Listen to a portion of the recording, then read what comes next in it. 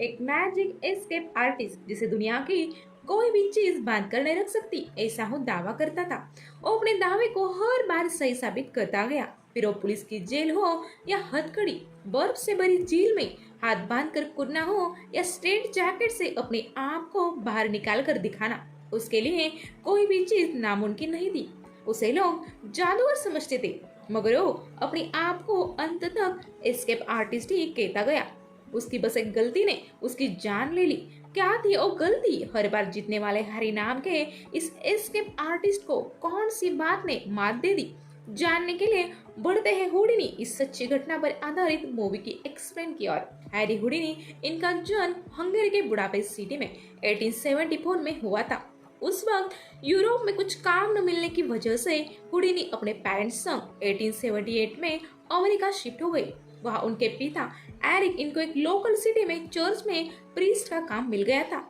Eric अपने काम को लेकर काफी ईमानदार तो थे, मगर वो वहाँ की लोकल लैंग्वेज को बखूबी से सीख नहीं पाए, जिस वजह से कुछ सालों बाद उन्हें वहाँ के लोगों ने अपने जॉब से बेदखल कर दिया।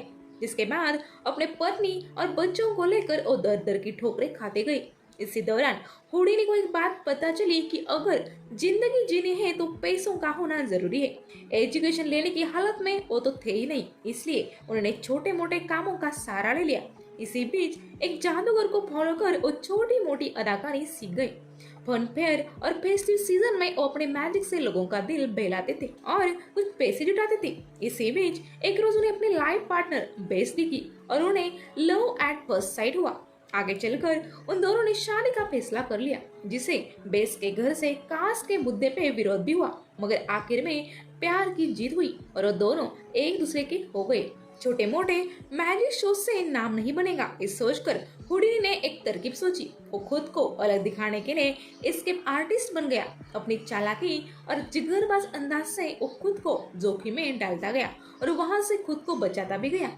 एक बार वो अपनी तरकीब दिखाने के लिए एक ब्रोथल में जा पहुंचा। शुरुआत में तो वो जगह उसे ठीक नहीं लगी, मगर बेस ने मोटी रकम एडवांस में ली थी, जिस वजह से वो रेडी हो गया।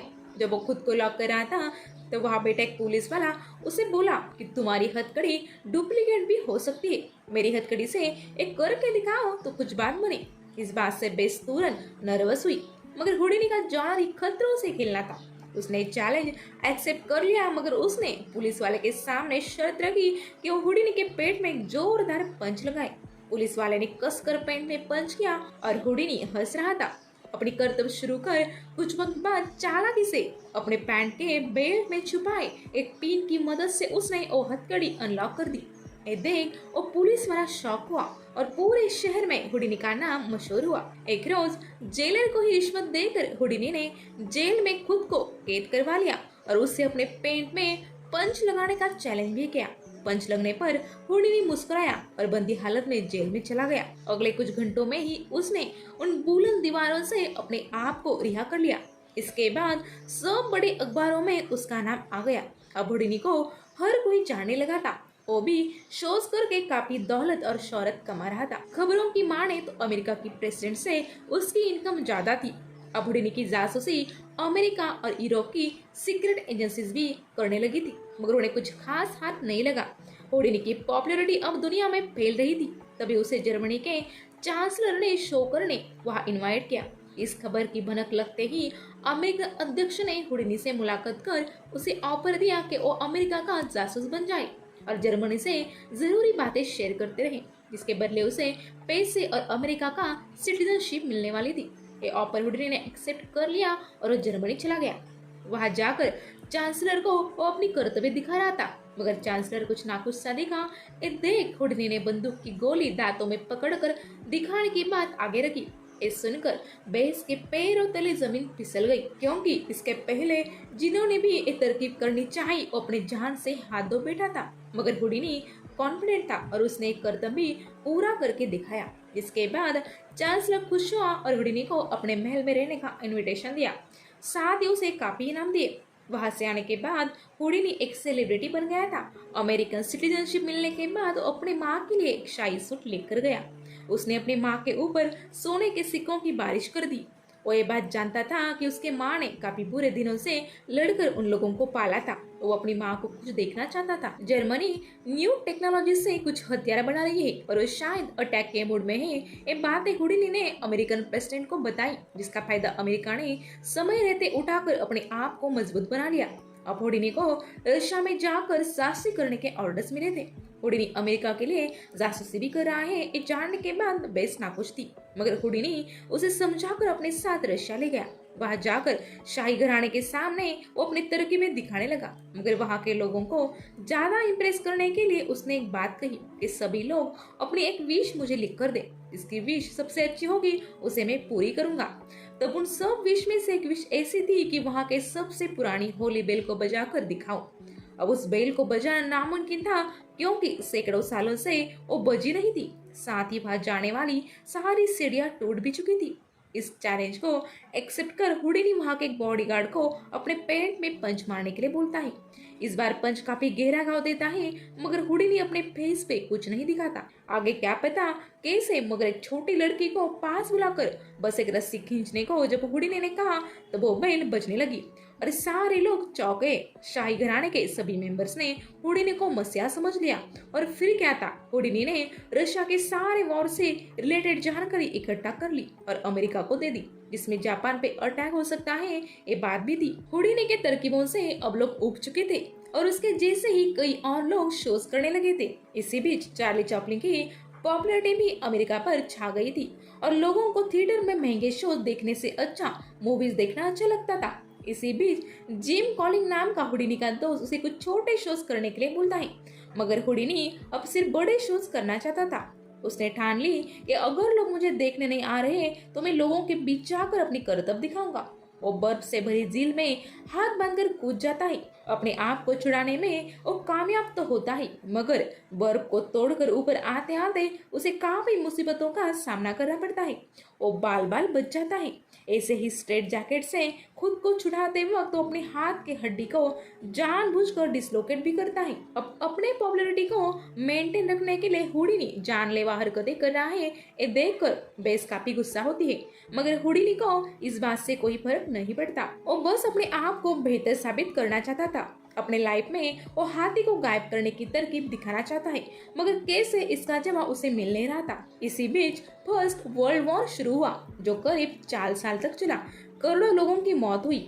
हुडिनी ने दी जानकारी की मदद से अमेरिका ने रशिया को कड़ी मात दी। दुनिया अब शांति के राह पे चलना चाहती थी। इसी बीच हुडिनी ने भी जान लिया कि खुद के जान पे खेल के स्टंट करना अच्छा नहीं है, क्योंकि उस पे बेस और अपनी माँ की जिम्मेदारी है। उसने बेस से वादा किया कि वो अब कम खतरे वाले स्टंट करेगा और अपना नाम कमाएगा। 1920 साल में उसने हाथी को गायब करने का कारनामा कर दिखाया और पूरे दुनिया में फिर से उसके चर्चे शुरू हुए। इस दौरान शेरलॉक होम्स के राइटर आर्थर डॉयल उसके कांटेक्ट में आए, जो उसे बता देते कि तुम एक अद्भुत इंसान हो, जो तुम करते हो वो कोई ट्रिक नहीं बल्कि ईश्वरी ताकत है। मगर हुडिनी ये जानता था कि वो ये सब कैसा कर लेता है। अमेरिका ने फर्स्ट वर्ल्ड वॉर में अपना वजूद दुनिया में बना लिया था। अब हुडिनी का सम्मान करने के लिए प्रेसिडेंट ने उसे टी पार्टी में बुलाया, जिस वजह हुडिनी और फेमस हुआ। अब उसे फिल्म्स भी ऑफर होने लगी। उसने भी ये मौका नहीं छोड़ा और फिल्मी दुनिया में भी काफी एक्शन दिखाकर अपना जादू बिखेरा।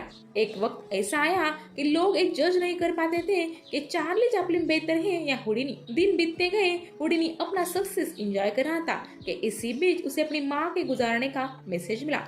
इस खबर ने हुडिनी को पूरी तरह हिला दिया। जब वो फ्यूनरल में पहुंचा तो उसे भाई ने बताया कि उनकी माँ आखिरी वक्त में हुडिनी से मिलना चाहती थी और किसी बात के लिए सॉरी बोलना चाहती थी, मगर वो क्या बात थी ये बताए बिना ही वो गुजर गई थी। इस बात से हुडिनी और भी बेचैन हो गया। वो जानना चाहता था कि अपने माँ के मन में क्या रह गया था। उसने कई आत्माओं से कनेक्ट होने वाले आध्यात्मिक गुरुओं से बात की, मगर उसे कहीं से जवाब नहीं मिला, बल्कि उसे लगने लगा कि लोग काफी ढोंगी है और अपने इमोशंस के साथ खेलकर वो पैसा कमाते हैं। गुजर गए आदमी की सोल से कनेक्ट होना इंसान के बस की बात नहीं है। इसी बीच उसने ऐलान किया कि अगर कोई आध्यात्मिक गुरु उसे अपनी माँ की सोल से कनेक्ट करवाएगा तो उसे $10,000 इनाम देगा। 2025 में एक काफी बड़ी रकम थी।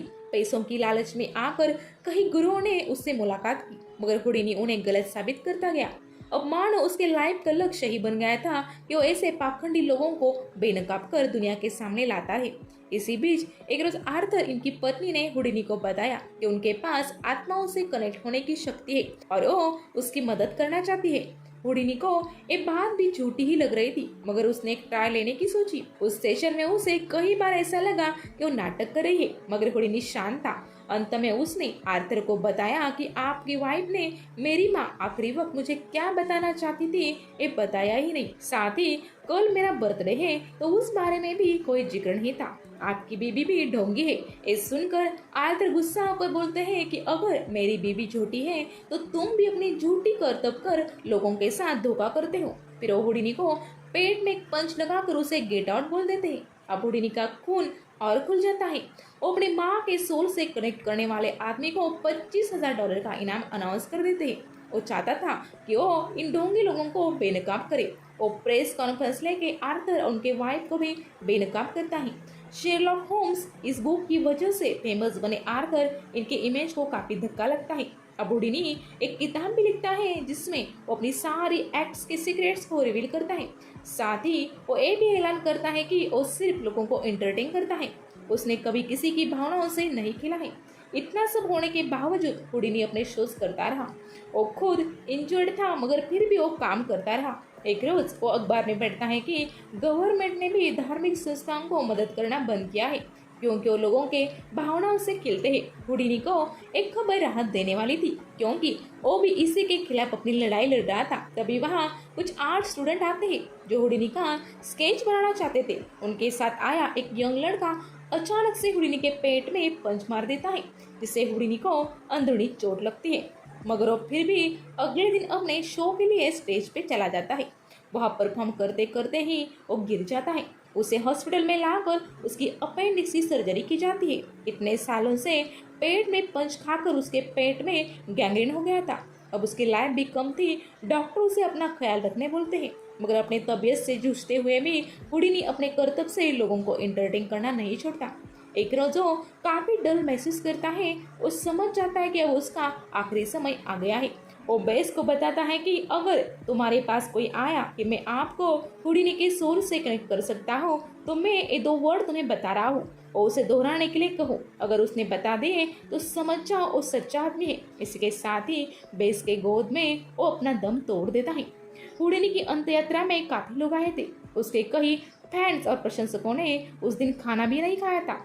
इतनी लोकप्रियता कमाने वाले इस जाबाज इंसान 31 अक्टूबर 1926 को हम सबसे विदा लेकर चले गए। तो दोस्तों, अगर आपको मेरा एक्सप्लेन करने का अंदाज पसंद आए तो मेरे चैनल को लाइक शेयर सब्सक्राइब करना भूलेगा नहीं। तो मिलती हूँ अगली वीडियो के साथ, तब तक के लिए गुड बाय।